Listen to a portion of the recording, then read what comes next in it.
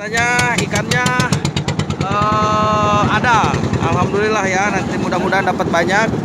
Nih jadi satu jaring ini panjangnya sekitar 35 depa, 36 depa. Nah nanti jaringnya diturunin tuh ke bawah. Tuh jaring jangkar, ladu turun.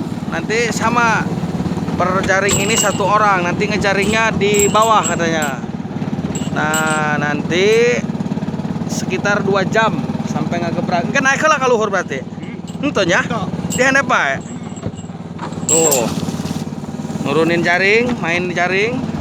Gerak cepat memang. Tuh langsung jamsa ada di bawah juga. Nah.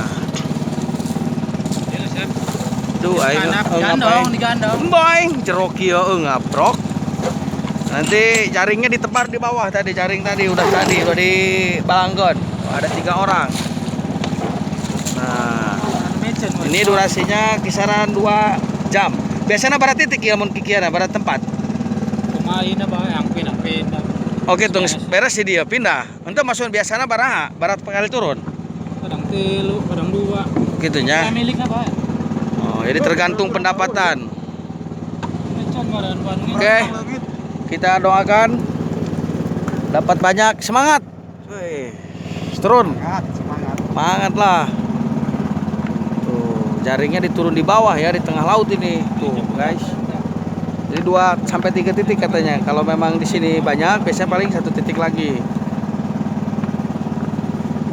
Oke. Saya mau nyari cumi dengan ukurangan. Oke.